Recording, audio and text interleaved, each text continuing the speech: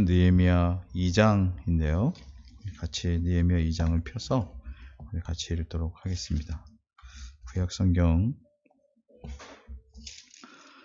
727쪽에 있는 느헤미야 2장 전체를 같이 천천히 읽겠습니다. 시작. 아닥사스다 왕 20년 니살월에 왕의 앞에 술이 있기로 내가 들어 왕에게 드렸는데 이전에는 내가 왕의 앞에서 수색이 없었더니 왕이 내게 이르시되 내가 병이 없거늘 어찌하여 얼굴에 수색이 있느냐. 이는 필연 내 마음에 근심이 있음이로다. 그때 내가 크게 두려워하여 왕께 대답하되 왕은 만세수를 하옵소서. 나의 열조에 묘실이는 성읍이 이제까지 황무하고 성읍이 소화되었사오니 내가 어찌 얼굴에 수색이 없사오리이까. 왕이 내게 이르시되 그러면 내가 무엇을 원하느냐 하시기로 내가 곧 하늘의 하나님께 목도하고 왕에게 고하되 왕이 만일 즐겨하시고 종이 왕의 목전에서 은혜를 얻었사오면 나를 유다 땅 나의 열조의 묘실 있는 성읍에 보내어 그 성을 중건하게 하옵소서 하였는데 그때 왕후도 왕의 곁에 앉았더라. 왕이 내게 이르시되 내가 몇 날에 행할 길이며 어느 때에 돌아오겠느냐 하고 왕이 나를 보내기를 즐겨하시기로 내가 기한을 정하고 내가 또 왕에게 아뢰되 왕이 만일 즐겨하시거든 강 서편 총독들에게 내리시는 조서를 내게 주사 저희로 나를 용납하여 유다까지 통과하게 하시고 또 왕의 삼림 감독 아삽에게 조서를 내리사 저로 전에 속한 영문의 문과 성곽과 나의 거할 집을 위하여 들보 제목을 주게 하옵소서 하매 내 하나님의 선한 손이 나를 도우심으로 왕이 허락하고 군대 장관과 마병을 보내어 나와 함께 하게 하시기로 내가 서편에 있는 총독들에게 이르러 왕의 조서를 전하였더니 오른 사람 산발락과 종되었던 암몬 사람 도비야가 이스라엘 자손을 흥왕케 하려는 사람이 왔다함을 듣고 심히 근심하더라. 내가 예루살렘에 이르러 거한 지 3일에 내 하나님이 내 마음을 감화하사 예루살렘을 위하여 행하게 하신 일을 내가 아무 사람에게도 말하지 아니하고 밤에 일어나 두어 사람과 함께 나갈새 내가 탄 짐승 외에는 다른 짐승이 없더라. 그 밤에 골짜기 문으로 나가서 용정으로 분문에 이르는 동안에 보니 예루살렘 성벽이 다 무너졌고 성문은 소화되었더라.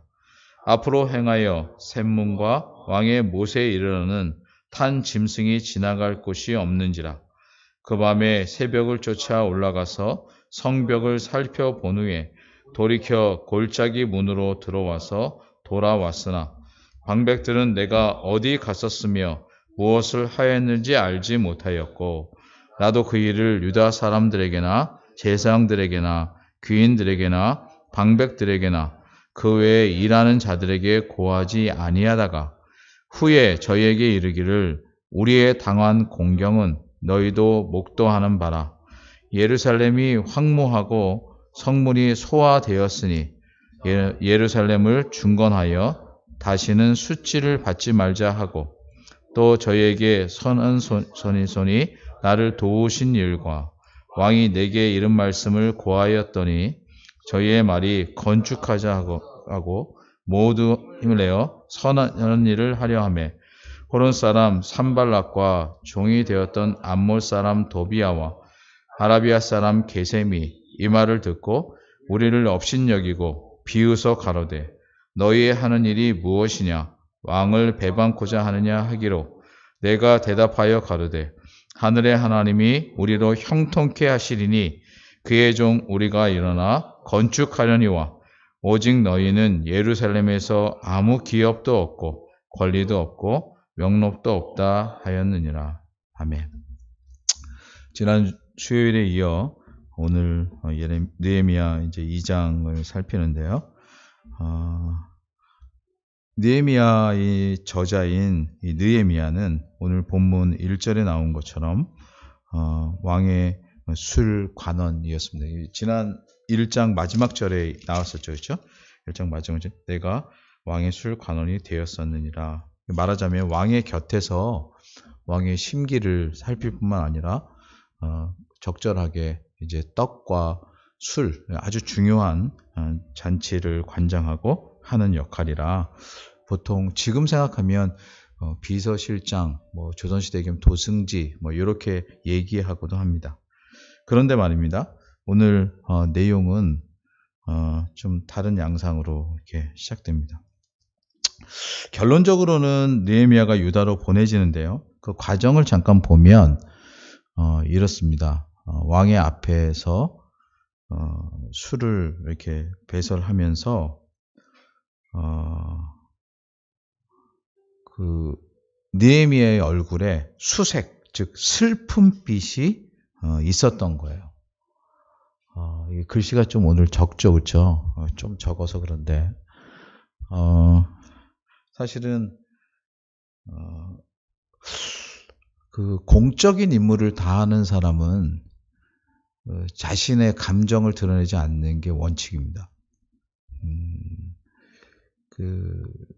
그리고 사실은 지금 왕 앞에서 왕이 전능한 그런 역할을 지금 하고 있는데 그 앞에서 자신의 감정을 표출한다는 것은 어떤 의미에서 상당히 위험한 행동입니다. 그래서 여기 2절에 조금 전에 저희가 읽었었는데 보면 왕이 내가 병이 없거늘 어찌하여 얼굴에 수색이 있느냐라고 이렇게 물을 때 느헤미야가 스스로 생각한 게 뭐냐면 그때 내가 크게 두려워하였다 이렇게 얘기해요. 사실은 뭐 그때나 지금이나 공적인 일을 하는 사람들은 사적인 부분에 있어서 철저하게 이렇게 자신을 절제하는 게 되게 중요합니다. 그래서 오늘 본문과 직접적이진 않지만 제가 신학교 다닐 때 그런 이야기를 교수님께 들은 적이 있습니다. 교회에서 사역자는 자기 자녀를 특징적으로 예뻐하지 마라. 왜냐하면 사역자가 자기 자녀를 교회에서 예뻐하면 일반 성도들의 자녀를 돌아볼 만한 마음의 여유가 없을 뿐더러 사실은 구별되게 됩니다. 저한테 아주 좋은 그 교훈이었습니다. 왜냐하면 저는 이제 일반 대학을 나오고 군에서 신앙을 갖고 갑자기 신학대학원을 가면서 이제 신학교를 가면서 사역자가 됐기 때문에 신앙, 하나님께 대한 거는 많이 배웠지만 공적인 자세를 어떻게 가질 건가 배울 기회가 없었는데 그 교수님이 던져준 이런저런 어쩌면 주된 줄기가 아닌데 이렇게 던져준 선생님으로서의 교훈이 많이 그랬습니다.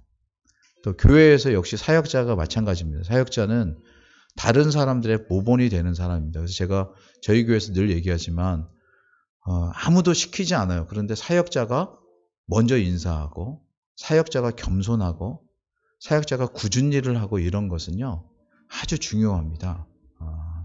오늘 본문에서 좀 나아갔지만 아무튼 공적인 자세가 어떤가, 그리고 마지막에서도 제가 요즘에 사도행전 설교에서 얘기하지만 마지막 모습에서도 아주 그게 중요합니다.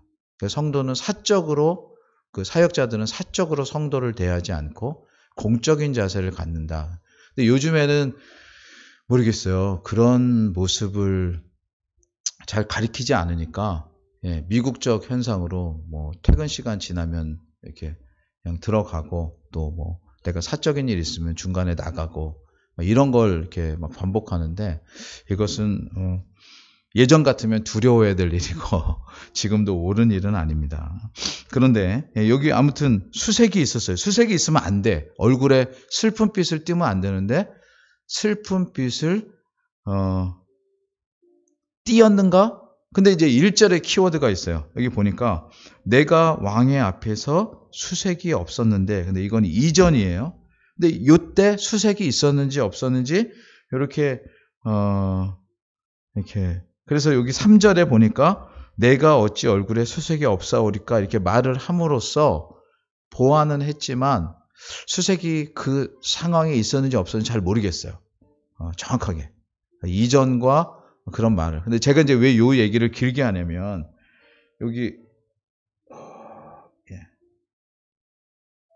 여기 제가 이렇게 좀 크게 써왔는데 빨간 글로 된 거에 왕은 느헤미야의 얼굴빛을 살핍니다.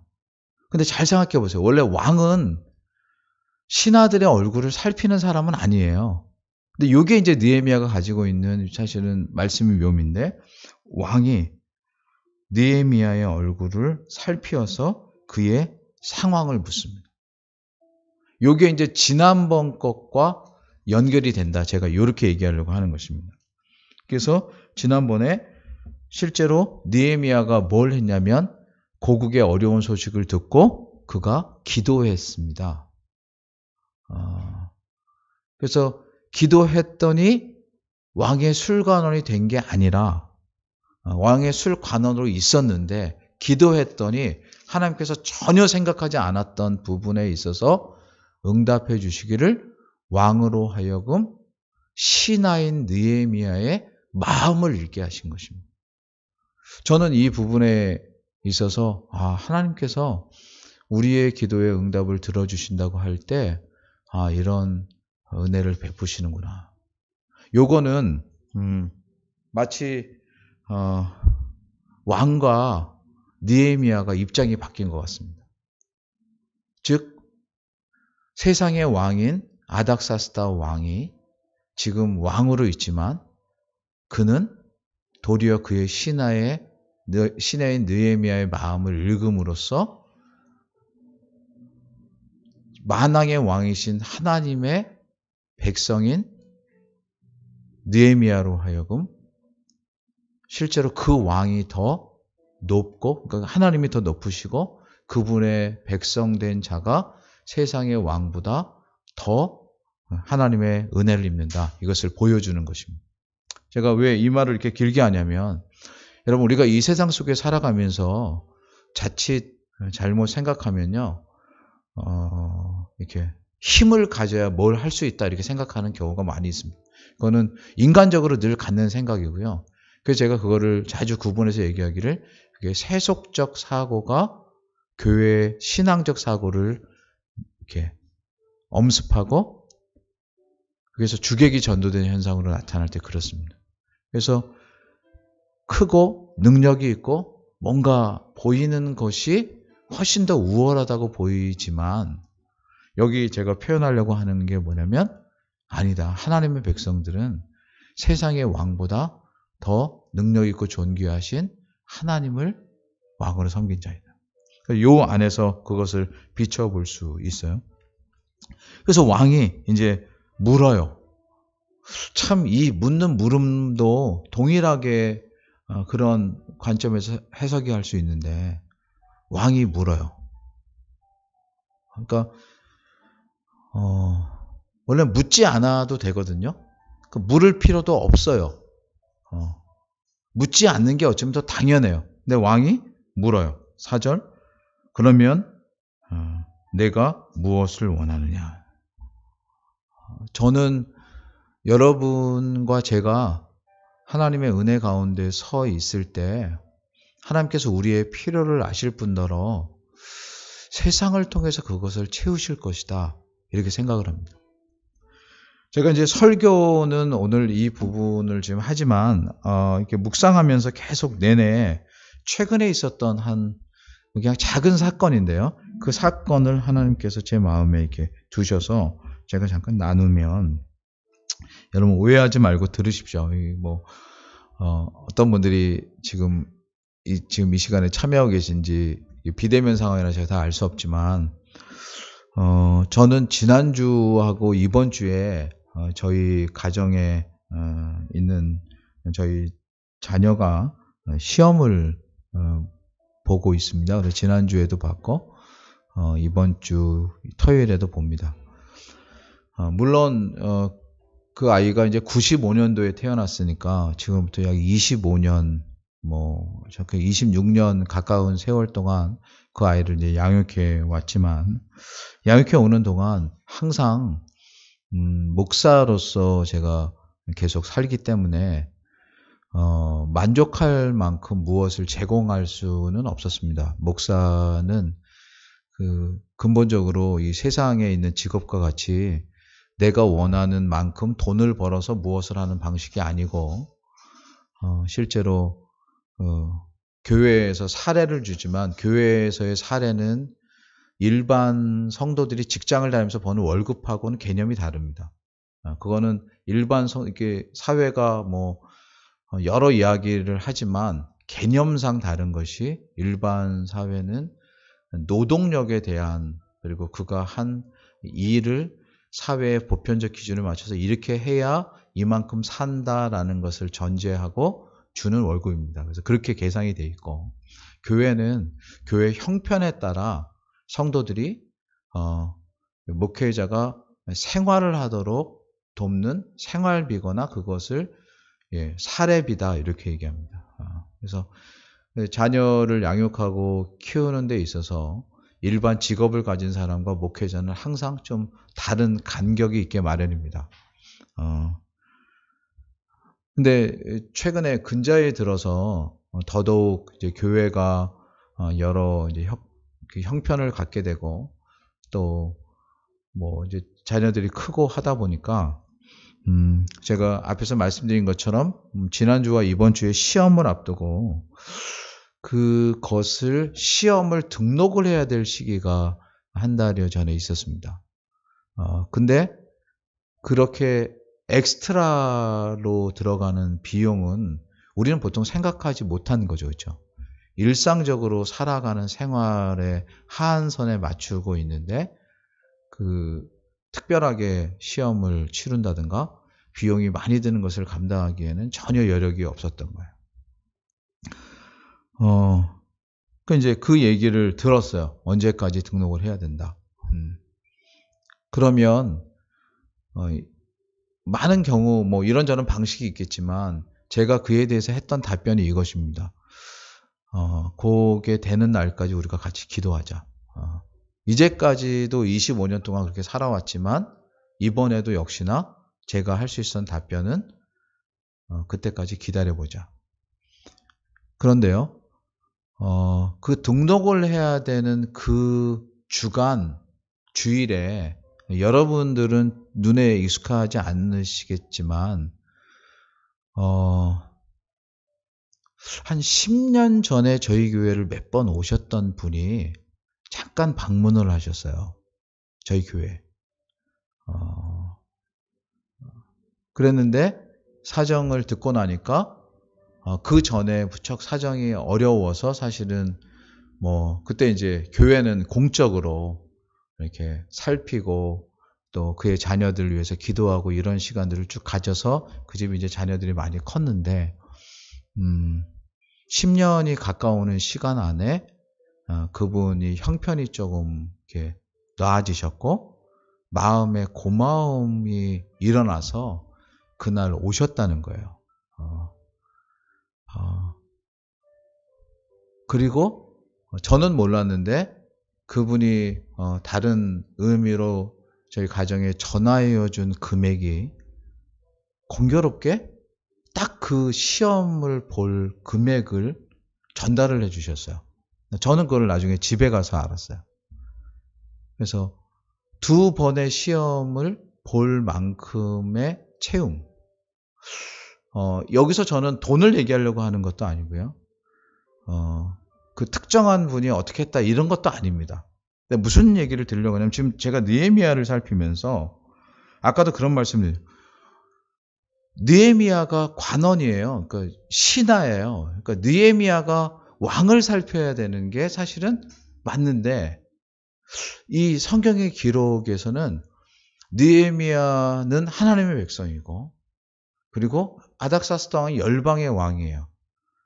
그래서 하나님께서 당신의 백성들에게 빛을 비추시사 왕이 느헤미야를 바라보면서 그의 마음을 읽고 그에 합한 것을 물음으로 여기 지금 내가 무엇을 원하느냐라는 질문 앞에 느헤미야가 서게 돼요. 제가 조금 전에 그 사건이 뭐 인생 가운데 한 번 있었던 일은 아닌데 오늘 이 본문을 준비하면서 그 사건이 떠오르고요. 그때 그분을 보내셨던 자가 누군가? 그럼 보통 보면 본인이 뭐 마음이 일어나서 왔다 이렇게 할 수도 있잖아요. 그렇죠? 뭐 어떤 계기가 생겨서 왔다. 그런데 우리는 그 이면에 전체의 역사를 주관하시는 분을 생각해 볼 때 그건 하나님께서 하신 일이다. 이렇게 믿고요. 그래서 사실은 조금 전에 드린 말씀이니까 한 말씀만 첨언을 하면 시험이잖아요. 그러니까 시험 앞에서는 학생은 늘 두렵기 마련입니다. 근데 제가 시험을 보러 가는 저희 아이에게 그렇게 얘기했어요. 하나님이 지금까지 인도하셨으면 시험에 등락에 상관없이 하나님이 앞으로도 인도하실 거다. 이것은 우리에게 있어서 아주 중요합니다. 저나 여러분에게서 동일합니다. 지금 코로나 상황 속에서 교회들이 많이 어렵고요. 저희 교회도 역시나 마찬가지고 앞으로 이것이 지나고 나서 2차 웨이브, 그러니까 2차 재확산이 더 된다든가 아니면 뭐 흔히 얘기하는 뉴 노멀 여러 상황들이 생길 때 교회들의 미래는 일반 사회의 눈으로 볼 때는 무척이나 암울합니다. 어저께 교단총회, 그저께 곳곳에 교단총회에서 발표된 결과로는 교회들은 무척이나 인원이 많이 줄었고요. 더더욱 이번에 무슨 광화문 집회 사건이라든가 아니면 또 개천절 이러면서 예전에 우리가 에스라서를 살필 때는 신천지라고 하는 이단이 이렇게 욕을 먹고 그러므로 우리가 볼 때는 하나님이 그런 악한 자들을 드러내시는구나 이렇게 봤지만 그 다음에는 이름이 교회라고 붙인 사람들이 실제로 여러 모습에 어떤 의미에서는 뭐랄까요? 본인들은 신앙의 자유라고 하지만 제가 볼 때는 성숙하지 못한, 그러니까 전체를 이해하지 못하고 본인의 그 개인적인 이해만 가지고 행한 여러 일들 때문에 지금은 교회가 욕을 먹고 교회가 참으로 교회라는 이름이 부끄러운 집단처럼 돼버린 요소가 없지 않아 있습니다. 그러니까 우리가 마주해야 될 상황이 더 암울하다 이런 말씀을 드리는 거예요. 그런데 저는 이 대목에서 아무리 그런 상황이 돼도 저는 하나님께서는 전에도 그러셨지만 지금도 앞으로도 변함없이 당신의 백성들이 올곧게 하나님의 뜻이 무엇인가를 묻고 그것을 찾고 그것을 따라가기를 기다리고 계십니다. 그리고 그럴 때 세상은 알지 못할 하나님의 일로 그것을 갚아주신다. 이게 교회가 가진 능력이라고 믿습니다. 그래서 지금 첫 번째 단계인데요. 이런 내용 속에 그가 그렇게 물었을 때 느헤미야가 한 반응이 4절 후반절에 있습니다. 여기 이렇게 되어 있습니다. 내가 곧 하늘의 하나님께 묵도하고 조용히 기도했다는 거죠. 겸손히 자기의 뜻을 드러내거나 자기네 의를 드러내지 않기를 바라면서 하나님께 기도하고 왕에게 고했습니다. 뭐냐면 종이 왕의 목전에서 은혜를 얻어 싸우면 하면서 두 가지를 말합니다. 하나는 나를 유다 땅 열조의 묘실이는 성읍에 보내어 그 성을 중건하게 하옵소서 이렇게 얘기합니다. 보내달라. 잘 보세요. 지금 공적인 자리에 있고 되게 중요한 자리에 있는 사람인데요. 이런 얘기를 한다는 게 자칫 잘못 생각하면요. 여러분, 제가 이제 돌아오는 주일에 그걸 좀 살필 터인데, 여러분 혹시 출애굽의 사건이 기억에 있으시다면, 모세가 바로에게 이스라엘 백성들을 보내달라고 했을 때, 바로가 보인 행동이 뭐냐면, 가당치도 않다. 여러분, 그 느낌 이해하시죠? 그러니까 지금 사실은, 얘는 지금 무슨 생각하고 있어? 이렇게 얘기할 수 있는 상황이에요. 그런데 6절에 보니까 왕이 내게 이르시되 내가 몇 날에 행할 기이며 어느 때에 돌아오겠느냐 하고 왕이 나를 보내기를 즐겨하시기로 내가 기한을 정하고 그러니까 정말 인간에게서 나기 어려운 지혜가 그에게 있었다. 그렇게 보여집니다. 사실은 두려움에서 출발했는데 그가 보인 답, 내용, 이것은 참으로 하나님의 영이 붙들고 있는 것 같은 지혜로움과 분명함이 이 속에 가득했던 것입니다. 자, 그래서 저는 이 부분을 제가 부족하지만 해석하기를 이거는 1장부터 느헤미야가 기도한 것에 대한 하나님의 응답이었다. 저는 소망하기를 오늘 지금 이 자리에 함께하고 있는 우리 사역자들뿐만 아니라 가정에서 기도에 참여하고 있는 여러분들 속에도 하나님께서 여러분의 기도를 들어 응답하실 때 가장 지혜롭고 선한 일로 응답하여 주실 줄 믿습니다. 그런 은혜가 있기를 간절히 바랍니다. 이제 다음 장으로 넘어가 보겠습니다. 그래요?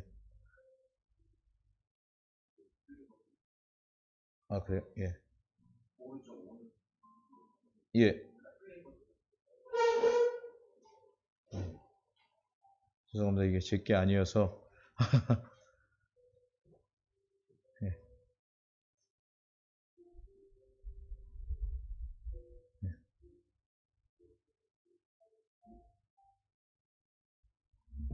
괜찮습니다. 뭐 인터벌을 진행이 되고 있어서 그런 거 아닐까?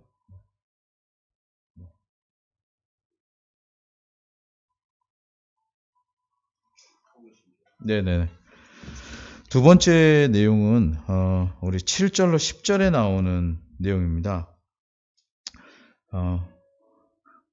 그 왕에게 더 구체적이고 실제적인 요청을 느헤미야가 하게 되는데요. 그게 바로 7절에 나오는 내용입니다.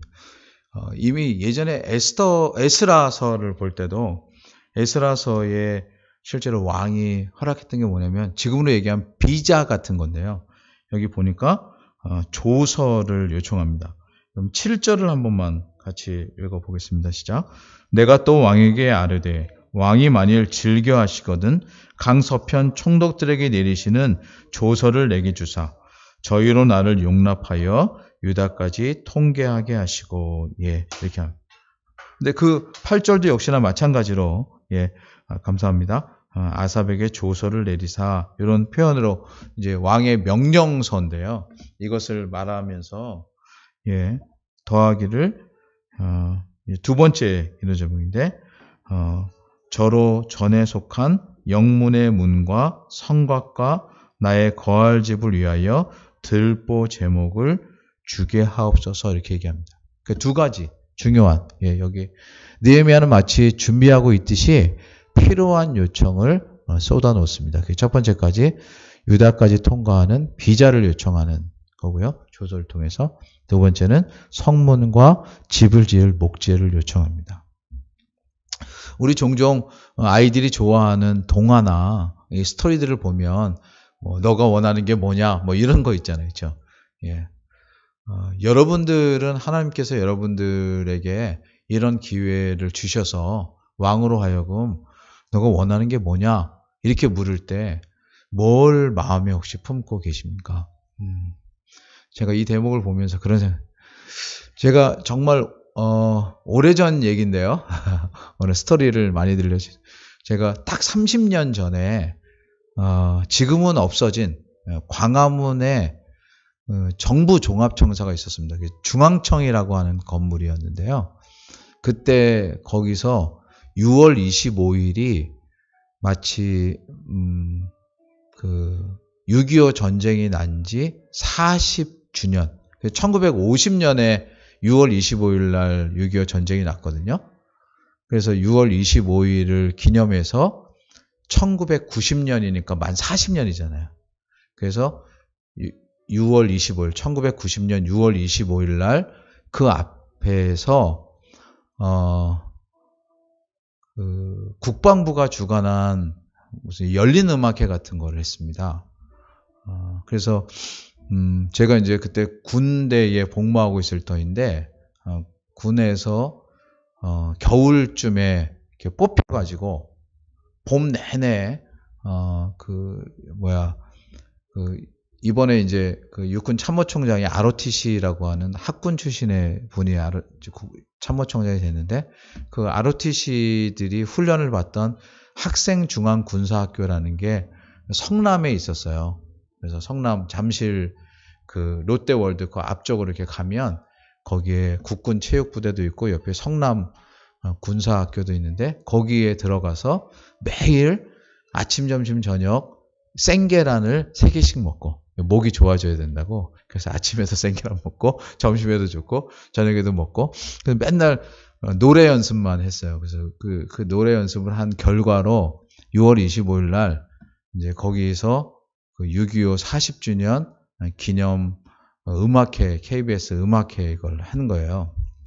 근데 제가 뭘 말씀드리지, 되게 재밌었던 게, 그 녹화를 하기 전에, 녹화가 이렇게 저녁 어스름녘에 시작을 해서, 그래야 조명도 멋있고 막 이러잖아요. 그래서 육해 공군, 그다음에 해병대, 여군 이렇게 해서 5팀이 약 100명 정도 이렇게 돼서 이게 좀 몇백 명이 이렇게 모이는 멋진 행사였는데, 딱 그 행사를 딱 촬영을 딱 하기 전에 그 국방부에 있는 정훈 국장이라고 하는 별을 2개 단 분이 딱 앞에 나와서 여러분들이 원하는 게 있으면 내가 들어주겠다. 내가 여러분의 사단장보다 높다. 이렇게 그 레벨이니까. 그러면서 이렇게 묻는 거예요. 그래서 그 막 가슴이 뛰는 시간이잖아요. 그 사람이 지금 우리가 말하면 들어준다는 거예요. 그래서 대신 조건은 오늘 행사를 잘하는 거다. 이게 모든 걸 걸어놨다. 예. 그래서 물어보니까 대부분, 제가 지금 사람들이 그럴 때 물어보면요, 허황한 얘기를 하든가 아니면 아주 실제적인 얘기를 하는데 그게 가소로운 얘기예요. 그러니까 별로 그런 걸 기대하지 않은 거죠. 그래서 제 주변에 많은 사람들은 휴가 보내달라고 그랬어요. 그래서 진짜 휴가는 보내줬어요. 그런데 저한테 딱 물어서 제가 이렇게 얘기했죠. 제대시켜 주십시오. 그랬더니 못 들은 채 하고 지나가버렸어요. 이거 말 같지도 않은, 갑자기 그 생각이 났는데, 하나님께서 누군가를 통해서 여러분 정말 지금 내가 뭔가를 섬기고 싶은데 정말 뭘 원하냐 이렇게 물었을 때 여러분 뭘 원하시겠습니까? 여러분 마음속에는 뭐가 가득합니까? 조금 전에 제가 군인들한테 물었는데 군인들에게는 휴가와 제대라고 하는 어쩌면 군 생활과 관련된 단순한 것밖에 없었어요. 그렇죠? 잘 생각해 보면 더 풍부한 답변을 할 수 있었을 텐데 왜 그때는 그것만이었을까? 이런 생각을 지난 30년 동안 많이 했습니다. 지금 하나님께서 제 인생 가운데 뭘 물으신다면 너는 뭘 원하느냐? 자주 기도하는 것처럼 하나님께서 당신의 사람들을 키우는 일에 쓰임 받게 해달라고 기도하고 또 그것을 말하겠죠. 여러분은 뭘 원하십니까? 여기 방금 이미 본 것처럼 느헤미야는 마치 준비하고 왔듯이, 이게 되게 중요합니다. 그러니까 이게 1장과 2장이 지금 연결되는 게, 2장에서 왕이 그렇게 물을지 몰랐고 그게 두려운 상황이었지만 느헤미야는 예루살렘의 소식을 들을 때부터 가슴속에 정말 필요한 건 하면서 스텝 바이 스텝으로 한 단계 마음의 준비를 하고 있었다는 거예요. 이게 상당히 중요합니다. 지금 우리에 있어서도 마찬가지예요. 교회도 코로나 이 시대가 지속되거나 물러가거나 이런 상황이 계속될 때 그럼 교회는 뭘 해야 될까? 제가 종종 말씀드린 개인적으로는 내년 봄에 또 내년 가을에 그리고 그 다음 봄에 그다음 가을에 어떻게 생각하면 우리 인생이 되게 많이 남은 것 같지만 그렇지 않아요. 하나님이 언제 우리를 부르실지 모르고 또 우리에게 주어진 날들에 우리가 부름받은 삶을 살아가기 위해서 내가 지금 해야 될 게 뭔가 명료하지 않으면요 정확한 답을 내놓을 수 없습니다. 지금 느헤미야는 그 얘기를 하고 있습니다. 유다까지의 통행을 할 수 있도록, 그리고 그곳에 필요한 제목들을 달라고 그동안 여러 날 동안 금식 기도하면서 그가 생각했던 소원이었을 것이고 그래서 구체적인 기도 제목을 지금 제시했던 것입니다. 여러분에게도 지금 이 시대에 우리가 자주 만나지 못하지만 이렇게 구체적인 기도 제목을 가지고 여러분 자신, 또 그리고 여러분의 자녀들, 또 여러분 가족과 친척들 이런 기도와 함께 여러분 교회를 위해서 기도해 주십시오. 교회는 계속되이 사실 기도합니다. 제가 매주 수요일마다 기도 제목지를 여러분들에게 이렇게 알리면서 기도할 때는 기도의 진전이 계속 있도록 바라는 거고 기도를 통해서 여러분의 교회를 전체적으로 돌아보도록 하기 위한 것이 많이 있습니다. 물론 오늘은 그런 기도 제목을 가지고 하지는 않습니다. 오늘은 이 내용을 다 들은 후에 그냥 개인적으로 기도하는 시간을 좀 가져보려고 이렇게 하고 있습니다. 그러므로 이 부분 7절로 11절 이 부분을 조금만 더 보면 이렇게 이제 왕에게 얘기하자 8절 마지막 부분입니다. 8절 마지막에 이렇게 되어 있습니다. 같이 한번 볼까요? 내 하나님의 선한 손이 나를 도우심으로 왕이 허락하고 이렇게 되어 있습니다. 지금 초점은 앞에서도 얘기했듯이 아닥사스다 왕이 열방의 왕이고 대단한 왕이었음에도 그에게 스포트라이트가 비치는 게 아니라 도리어 하나님, 만왕의 왕이신 하나님의 백성인 느헤미야에게 스포트라이트가 비치고 있습니다. 그래서 왕이 허락했지만 실제로 왕의 허락보다 더 크신 하나님의 인가와 제가가 있었기에 실제로 그 하나님의 선한 손이 그를 도우셨기에 왕이 그에 반응하는 허락이 있었던 것이다. 이렇게 말을 합니다. 왕은 그것만이 아니라 군대 장관과 마병까지 보내어 그와 함께 했습니다. 그래서 느헤미야는 에스라와 조금 틀리다가 아니라 비교적으로 볼 때 돌아온 내용이 되게 간단합니다. 그 다음에 이렇게 구절이 됩니다. 내가 강 서편에 있는 총독들에게 이르러 이게 그 먼 길을 온 내용이 답니다. 오면서 뭐가 어떻다 이런 문제가 아니고 실제로 이렇게 짧은 기록을 보면서 하나 생각은 오는 길 내내도 하나님의 선한 손이 그를 도우셨을 것이다. 그렇죠? 그리고 와서도 바로 그러므로 조서를 그 총독들에게 줌으로써 왕의 프리패스가 그곳에서 통하게 했을 것이다. 물론 편하게 왔다, 그것이 잘 진행됐다 이것만이 모든 것은 아닙니다. 제가 신앙을 가지고 살아오면서 그런 생각을 이렇게 계속 해요. 그게 뭐냐면 우리 성경의 표현들도 있지만 우리가 무엇이 형통하다라고 하는 거 있죠, 그렇죠? 내가 원하는 것들이 잘 되는 형통의 경우도 있지만 그러나 형통의 경우가 우리를 모두 잘하게 하는가 하면 그렇지는 않습니다.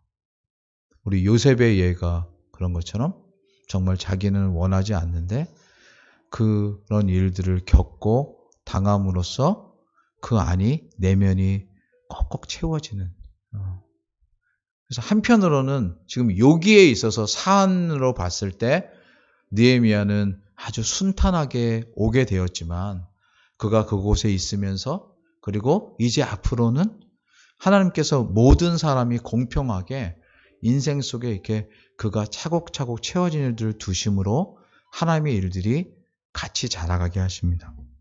그래서 혹 이 부분을 보면서 왜 나는 기도하였는데 이렇게 응답이 안 됐느냐라든가 왜 나는 기도하고 하나님 붙들려 사는데도 내 인생은 힘든가 이렇게 생각하지 마시고 하나님께서 저마다 다양하되 그러나 결국은 내용들을 채워서 하나님 앞에 영광스러운 자가 되게 하시도록 우리를 인도하신다. 이것을 잊지 않으시면 좋겠습니다.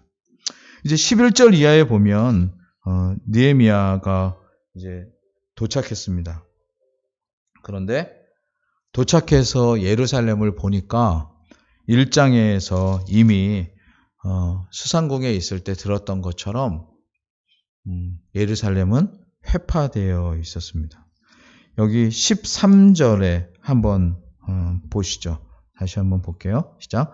그 밤에 골짜기 문으로 나가서 용정으로 분문에 이르는 동안에 보니 예루살렘 성벽이 다 무너졌고 성문은 소화되었더라.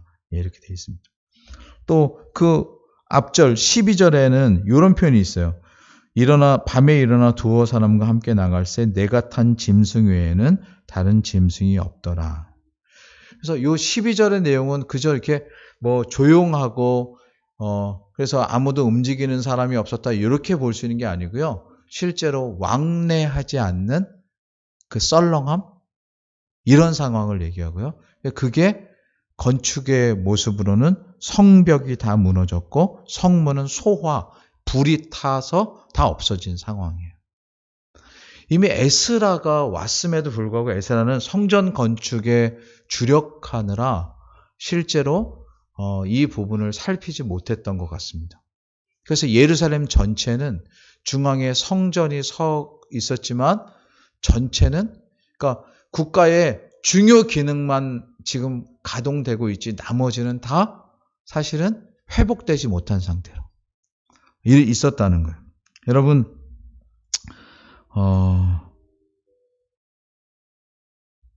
이런 것을 볼 때 혹시 어떻습니까? 여러분이 뭐 이런 경험이 어떻게 있으신지는 잘 모르겠습니다만 내가 생각한 것보다 형편이 정말 더 어렵다. 지금 모르겠습니다. 이제 코로나 때문에 일반 자영업 하시는 분들이 얼마나 어려우신지 뉴스에서 종종 나옵니다. 그래서 상가들이 많이 문을 닫고요. 여러 사람들이 사실은 막 힘들어하고 막 이렇게 하고 있습니다. 우리나라는 봉쇄, 셧다운이라고 하는 것을 안 해서 그렇지만 그렇게 한 외국의 경우들이 해외 뉴스에 나오고 또 인터넷으로 이렇게 보면 정말 유리창 같은 데 전부 다 나무로 다 막아서 유리창이 원래 쇼윈도이라고 해서 안에 것을 보이게 하는 상점인데 그것이 혹이나 약탈을 당하고 혹이나 어려움을 당할까 봐 다 막아서 사람이 황량하게 다니지 않는 지금 유럽이나 세계 곳곳에 이런 것들을 우리가 상상해 본다면 그것보다 더 힘든 상황이 지금 느헤미야가 돌아왔던 상황입니다. 그래서 돌아오는 은혜를 입었던 것만이 사실은 다가 아니고 그건 참 은혜였는데 이제 말하면 와서 감당할 과제가 엄청나게 많은 것입니다. 그래서 사실은 이럴 때 제가 이제 여기에 덧붙이려고 하는 내용이 있는데요. 현실이 이래요. 어려워요. 그럼 여러분은 어떻게 하시겠습니까? 여기에 두 가지 반응을 가질 수 있습니다. 하나는요. 내가 주체자라고 할 때 전체를 보면서 회복시키려고 하는 인식을 가지고 행동할 수 있습니다. 그렇죠? 이걸 보면서 느헤미야는 그랬습니다. 느헤미야는 지금 15절에 보니까 밤에 시내에 쫓아 올라가서 성벽을 살펴본 후에 돌이켜 골짜기 문으로 들어와서 돌아왔다. 이렇게 다 둘러본 거예요. 여기에 제가 첫 번째 태도라면요. 주체적 태도라는 지금 말씀을 드리고 있습니다. 교회가 지금 이런 상황이고요. 성도들이 자영업이나 이렇게 하시는 분들이 어려워요. 주체적 사고를 가지면 교회를 돌아보는데 힘을 쓸 수가 있습니다. 돌아보는 일은 죄송하지만 많은 돈이 드는 건 아닙니다. 살피는 거예요. 돌아보는 거예요. 마음을 다하는 거예요. 아직은 행동을 할 수 없지만 마음으로 이렇게 하는 거예요. 근데 두 번째는요. 객체적 태도를 가질 수 있어요. 객체가 뭐냐면 나랑 상관없어요. 그냥 나 하나 편하면 돼. 어려운 시대가 되면 꼭 그런 두 가지 양상이 나타납니다. 여러 차례 예를 들어서 말씀드린 적이 있는데 사람은 언제 그의 진면목이 드러나는가라고 할 때 우리 인생의 선배들은 그 사람과 여행을 해보라고 얘기를 합니다. 그 많이 들어보셨죠? 그죠? 저도 여러 차례 얘기했어요. 여행을 해보면 압니다. 이 사람이 힘들 때 힘든 자리를 지키느냐 힘들 때 죄송한 표현인데 나 몰라라 하느냐. 그러니까 그 이유가 뭐냐면요. 사람은 누구나 다 연약한 존재예요. 그 두려움을 가지고 있어요. 그런데 내가 주체적 의식을 가지고 있으면 무슨 문제가 생겼을 때 그것을 막으려고 하는 입장을 가질 수 있는데 그런 상황에서 객체적 인식을 가지면 나는 지금 손 떼면 되는 거예요. 그게 나 하나는 편해요.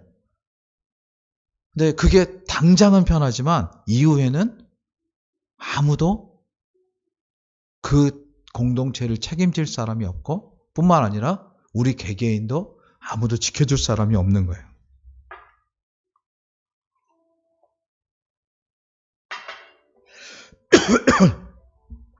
그래서 여기 지금 느헤미야가 보여준 태도는 이 황폐한 탈짐승이 없고 성벽은 다 무너졌고 성문은 불탄 이 황폐한 현실을 보면서 가슴에 이것을 담고 그럼 내가 이것을 어떻게 회복시킬 것인가 그렇게 생각을 하였던 것이죠. 그러게 이제 17절 이하의 내용을 보면 이제 황폐함을 이겨서기 위해서 사람들 앞에서 이제 이렇게 얘기를 합니다. 17절인데요. 후에 저희에게 이르기를, 여기 저희는 이제 유다 사람들이나 제사장들이나 귀인들이나 방백들이나 그 외에 일하는 사람들에 대한 거예요. 그들에게 이렇게 말합니다. 우리의 당한 공경은 너희도 목도하는 바라. 그러니까 다 알고 있다는 거죠. 그렇죠? 예루살렘이 황무하고 성문이 소화되었으니 그 다음이 중요합니다. 이게 그 사람이 리더냐 그 사람이 지도자냐를 가름하는 일이고요. 혹 리더와 지도자의 자리에 있지 않더라도 그 전체를 세울 사람이냐 아니냐 조금 전에 쓴 단어로는 주체냐 아니냐를 가름하는 단어입니다. 이게 뭐냐면 자 예루살렘 성을 중건하여 다시 수치를 받지 말자 이렇게 얘기합니다. 그러면서 저희에게 하나님의 선한 손이 나를 도우신 일과 왕이 내게 이른 말씀을 고하였다. 제가 최근에 그 인터넷에 올린 글인데요. 나름대로 이제 중의를 담아서 이렇게 지난주에 잠깐 어디를 이렇게 다녀오는 길에 거기 아주 예쁜 조그마한 연못이 있어서 거기서 이제 저하고 아내하고 사진을 한 장 찍게 되었습니다. 사실 거기를 간 건 그 바로 앞에 공중화장실이 있어서 운전을 해야 돼가지고 그 공중화장실을 들리려고 한 거예요. 근데 공중화장실을 들렸다가 이렇게 보니까 앞에 연못이 있어서 사진을 잠깐 찍으려고 그냥 한 장 찍고 금방 가자. 그래서 잠깐 찍으려고 하는데 그때 어떤 여자분이 이렇게 지나가는 거예요. 학교 내라 그분이 뭐 그 학교에 근무하는 선생님인지 아니면 직원인지 아니면 뭐 그날 거기 산책 나온 분인지 누군지는 잘 몰라요. 그런데 그분이 우리가 이렇게 그냥 사진을 그분이 찍어준다고 하니까 우리 지금 빨리 가야 되는데 마음이 급한 마음에 지금 이렇게 렌즈를 보듯이 이렇게 보지만 우리의 표정이 굳어 있고 우리가 별로 내키지 않는지 그분이 이렇게 던진 따뜻한 말 한마디가 우리를 이렇게 싹 펴지게 했습니다. 근데 제가 그 뒤에 내내 생각을 했어요. 사람이 입을 가지고 있고 언어를 하나님께 주셨다고 할 때 똑같은 언어가 사람을 살리기도 하고 죽이기도 하는구나. 살아나게도 하고 그냥 멈추어 있기도 하는구나. 너무 잘 아는 표현이죠. 그렇죠? 근데 지금 여기 대하고 있는 상황은요. 지금 여러분 아시다시피 정말 어려워요. 그 멀리서부터 이것을 생각하고 왔지만 와서 현실을 직면하고 있는 상황은 결코 쉽지 않아요. 근데 그때 여러분 리더는요. 그리고 주체는 어떤 사람이냐면 희망의 메시지를 전하는 사람이에요. 여러분 뭐 주목하여 보실지 모르겠지만 저 한번 잠깐 보실래요? 우리 보통 손가락으로 이렇게 두 개 이렇게 하죠. 그렇죠? 예. 이거를 승리의 V라고 합니다. 예. 근데 이 V라는 걸 만들어낸 사람이 제가 알기로 영국의 총리였던 윈스턴 처칠이에요. 윈스턴 처칠이 이미 영국 상황은 독일이 워낙 강대하게 세계를 지금 막 침략하고 골격하고 있었기 때문에 밤낮으로 쏟아붓는 폭격 앞에서 런던이나 영국 전체가 불바다가 되고 있을 때 계속했던 게 뭐냐면 희망의 메시지예요. 리더는 지금 우리는 지금 겪고 있지만 계속 잘 싸우고 있다. 언젠가는 승리할 것이다. 그래서 V라는 그 빅토리라고 하는 승리를 손으로 기호화해서 사람들에게 알려줌으로써 아주 작은 건데요. 사람들로 하여금 요즘에는 다 사진 찍으면 치즈나 아니면 V나 아니면 김치죠, 그렇죠? 되게 중요한. 특별히 예레미야는 자신이 경험한 하나님의 간섭하심, 하나님의 선한 일이 그를 도우신 일과 특별히 여기 있는 사람들은 멀리 있으니까 체험해보지 못한 저 바벨론 왕의 말을 전함으로써 예루살렘을 증건하자라고 말을 했습니다. 그 말이 사람들의 마음을 따뜻하게 했고요. 사람들로 하여금 지금 성벽이 다 무너지고 회파된 상태에서라도 도전할 수 있는 용기를 가졌습니다. 특별히 지금 코로나로 아까 말씀드린 것처럼 자영업자, 현실 여러 가지 어렵지만 더 어려운 건 우리의 심령들이 어렵습니다. 제가 요즘에 사람들 이렇게 툭 치면요. 사람들이 마치 마음속에 그런 말을 쏟아놓기를 기다렸다는 듯이 아픈 말을 확 쏟아놓습니다. 그래서 저도 일전에 알게 된 건데 요즘에 코로나가 두 가지 색깔을 입고 표현을 하는데 하나는 코로나 블루고 하나는 코로나 레드라고 합니다. 여러분 다 아시겠지만 코로나 블루는 우울증입니다.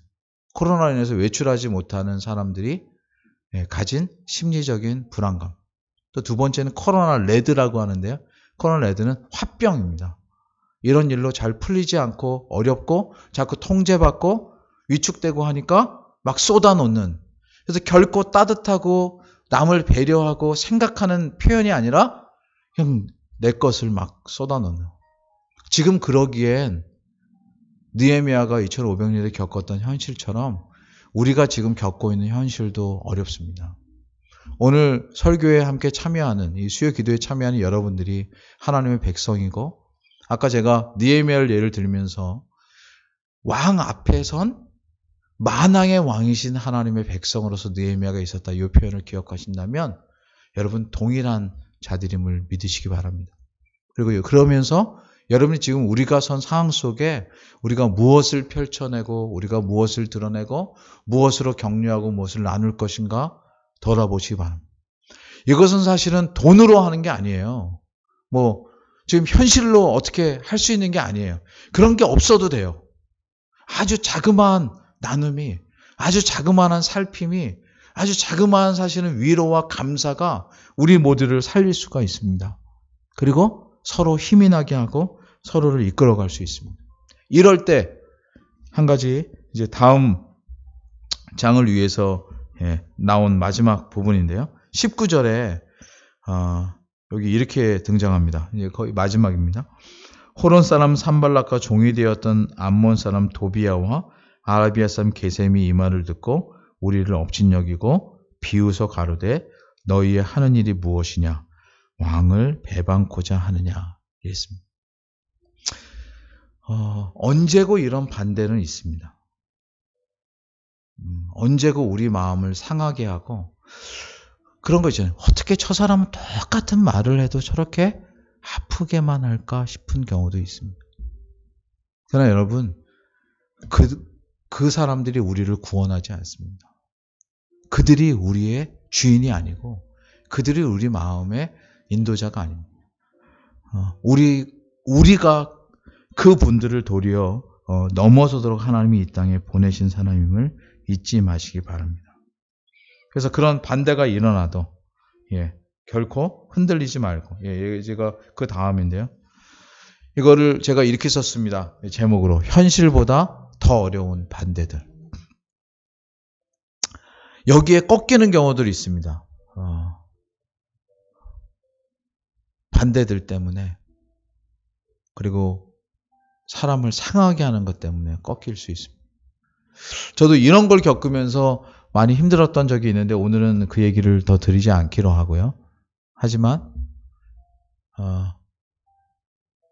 앞에서 말씀드린 것처럼 형통한 것처럼 되지 않아도 꼭꼭 채우게 하시는 하나님의 은혜가 여러분과 저를 이끌고 있다고 생각하시면서 여러분 지금 이 시대에 이 어려운 때에 내가 왜 부름을 받았고 무엇을 위해 여기 있으며 그리고 내 주변 사람들을 어떻게 해야 되는가 이것을 생각하고 그것을 감당하는 여러분 되시기를 바랍니다. 그래서 마지막 정리하면요. 2장의 교훈을 두 가지로 정리해보면 이렇게 얘기할 수 있습니다. 우리는 하나님의 일을 위해 하나님께 기도하며 그의 도우심을 믿는 자들이 되어야 합니다. 앞에서 제가 이제 저희 자녀의 시험 문제를 얘기했기 때문에 제가 그 말을 좀 맺으면 시험을 본다고 끝나는 건 아니잖아요. 그렇죠? 결과가 있을 것이고 시험에 결과가 있다고 해서 그게 답니까? 아니에요. 그 다음에 걸어가야 될 인생에 많은 길들이 더 있습니다. 근데 어떠한 길을 만난다 할지라도 중요한 핵심은 이것입니다. 하나님이 이제까지 나를 도우셨듯이 앞으로도 나를 도우실 것이다. 제가 교회를 다니면서 또 목회자로 살면서 많은 경우 신자인데 당당한 사람을 보기 어렵다는 게 늘 마음의 갈망이었습니다. 이 갈망이라는 표현이 여기 적절한지 모르겠어요. 신자들, 성도들이 왜 당당하지 못할까? 왜 현실 앞에 위축되고 도리어 힘을 못 낼까? 그것은 지금 느헤미야서를 저희가 계속 보고 특별히 오늘 2장에서 보는 것처럼 하나님의 손에 도우심이 있다고 하는 사실을 가슴에 굳게 갖고 있지 못해서입니다. 그러면 사람 앞에 비굴해지고요.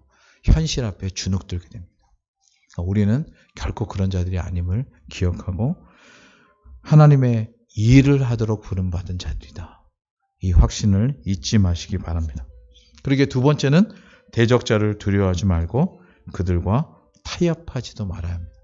한 번 타협하고 한 번 무릎을 꿇기 시작하면 그 다음부터 그들은 악한 죄는 우는 사자와 같이 우리를 집어삼키려고 합니다. 하나님만 의지하고 나아갈 때 주께서 더 크고 놀라운 일들을 이루실 줄 믿습니다. 기도하겠습니다. 하나님 아버지 은혜를 감사합니다. 오늘 느헤미야 2장을 저희가 살피면서